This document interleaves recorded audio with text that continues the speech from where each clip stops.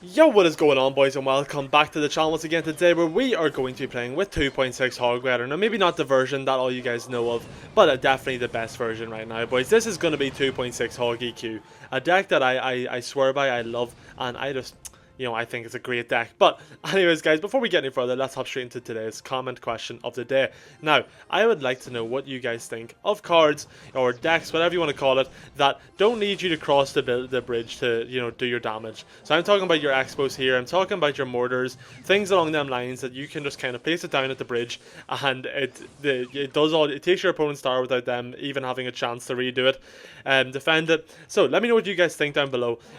It's a bit off topic from today's deck, of course, but I'm very, very interested to know your guys' opinion, because I think it's a very, very divided subject. Some people love Expo, Mortar, control decks like that. Some people hate them. I'm kind of in the fence between. I don't love them. I don't hate them. I feel indifferent towards them, I guess. So, let me know what you guys think. And anyways, guys, we will have talk straight about today's deck. So this is going to be 2.6 Hog. Now, obviously, as I said, not the default one, but it's definitely one of the better versions right now. With EQ being so strong, just this deck in general is an absolute powerhouse of a deck. So, if you're looking for a new Hogwarts deck, boys, look no further. You can also run this multiple different ways, depending on your Evos. I'm running the Evo Firecracker, the Evo Knight, two of the best ones in my opinion. I think works so well with this deck. The synergy between all these cards works great, but you can also sub out the Knight for a Mighty Miner, which I see some people at the top of the ladder doing right now, and then put in the Evo Skeletons, which also works very, very well. So, it's really personal preference, whatever you guys prefer. You can really just run whatever you like, and it's gonna work either way. The deck is very, very strong. I don't think you guys really need to worry. And I am running the Princess Tower rather than the Cannoneers. This guy's running. Now, I've seen a lot of people saying that the Cannoneer is like the best one. Oh, I misplaced that. Oh no. Don't do that, boys. Just don't do what I just did. That's very, very bad. Okay. So let's if you get that reference, shout out you. Okay. So let's go for our log here, because he's going to go in for his goblins. He has to. Very nice. And we're going to get some good damage done here with the Firecracker. Going to go for the Knight in front. Keep the Firecracker alive. But yeah. Anyway, before he gets too sidetracked, I've seen a lot of people saying the Cannoneer is the best tower right now, and I'm sure it is. I don't doubt that. I've been playing with the Princess Tower for so long, sometimes I just find it so stupidly difficult to try and use a different one. So for now, I'm sticking with the Princess Tower, and that's what we're going to be going with, boys. But we're going to take a nice easy win here for game number one. We had a bit of a misplay there, but we managed to pull it back, and we have tucked his tower, and we'll hop straight into game number two. And yes, guys, we are back for game number two here, and I will just go for my Knight in the back first play. You know what I always say, boys, cycle around your Evos as quick as you can. It's going to make your life a lot easier. Evos win games, and we will try. We have our first two going down as our first two cards. Isn't that just wonderful? So this guy's going to go Mega Minion in the back, and he's going to have the what's that called? The Ram Rider, which is a interesting one. I think you never really see it that much outside of Pecker Bridge Spam. Excuse me, I don't know why my throat's at me. And I'm not sure. Oh, well, there he goes. And he's going to be playing Pekka. Okay. So hopefully we can win this game. Pekka is very, very strong right now. I'm sure all of you guys know that, though. You don't need me to tell you how strong Pekka is. Pekka has been around. It's got buffed a little while ago, and it's just been so good ever since. Excuse me, I don't mean to be annoying. But yeah, it's just been very, very strong ever since, and I don't know. I think something needs done about it. It's kind of become like an offensive golem overnight, and it's so powerful right now, and I'd love to see them do something about it, but it's not like Supercell to patch things that are broken. They just add new things and add to the list. So we're going to go for our Hog to pull that back, obviously, and then we go for our Skeletons, just kind of keep that bed. I didn't actually want to chase him because I did not want him to be able to build up a big kind of counter push using that Knight. Sometimes whenever you go to kite things, yeah, kiting's always going to be good. Kiting's good, and if you use it in the right time, it's going to work out really, really well for you. But sometimes you go to kite things and then it just ends up giving them a bigger counter attack, and then you have a massive issue on your hands, which I don't want to have. So let me go for my Evo Knight here in front of my Evo Firecracker, get the Ice Spirit down just in time, so we're going to manage to keep the Firecracker alive for now. He goes in for really late arrows, and we take the should take the left tower, or no, it won't take it now with the Pekka, but we're going to be close to it. We're getting enough damage done where I'm happy about that. And so he's going to go Ram Rider now, of course. There's no reason why he wouldn't.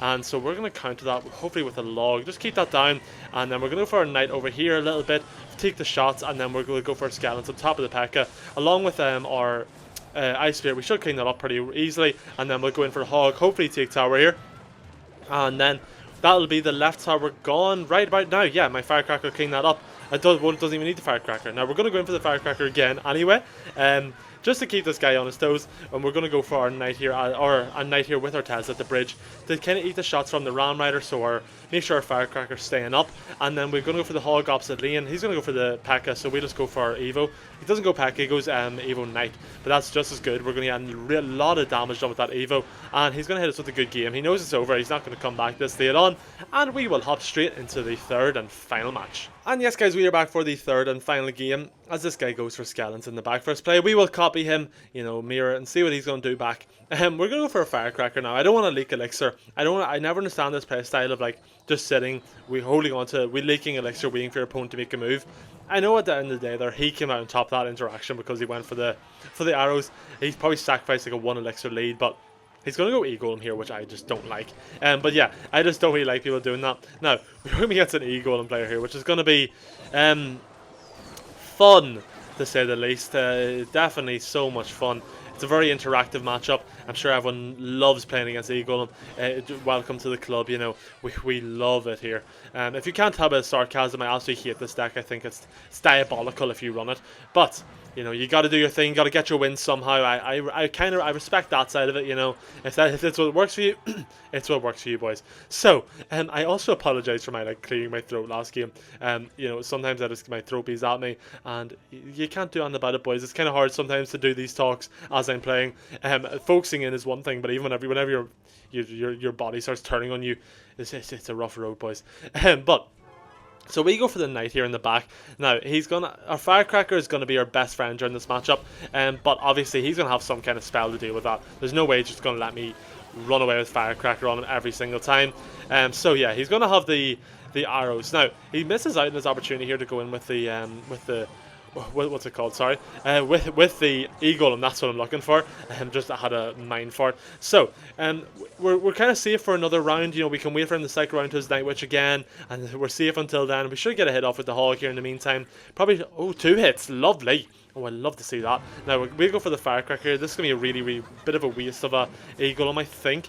I just don't think he's enough. Then he goes in for a really bad Rage, goes for way too early, it's not going to finish me off, and then I can just go in for my Log here, which will finish out the Night Witch, and we'll take a little bit of damage, or our Knight won't take too much of that though, just because he is the Evo Knight. And then we're going for the Hog, we're going for the Firecracker for his Bats. He's not even going to go for Bats, he's going to go for the Skeleton King, going for Elixir Golem. Now, and if you do run Elixir Golem, boys, never ever go in whenever you're kind of on the back foot.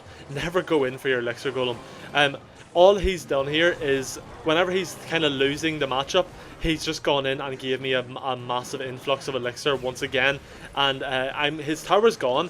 So obviously he's kind of making the desperation play of my tower's gone, let me try and take his. And sometimes this works, sometimes it won't. You'll see a lot of Golem. E-Golem, a lot of Lava players doing that, boys. It can work, but it's much earlier than that. But anyways, boys, that's going to be it. And yes, guys, that is going to be it for today's video. Play 3 wins, 3 games, 3 wins, and 3 pretty nice wins. I think that last game we beat quite a toxic deck, and sometimes that matchups can be a bit tricky. But a lot of times they're just about making sure you get your positive trades and cycling your cards, recognizing your strength and cycling around to it. So we recognized our Firecracker was going to be our best card in that matchup. So whenever we knew he was going to have arrows, we play our Firecracker early, gets a little bit of value in, and then once he arrows it, we're kind of coming back up on another one because we have such a fast cycle with this deck. We can kind of get back around to another one before he's ready to deal with it, and then there's just nothing he can do about it.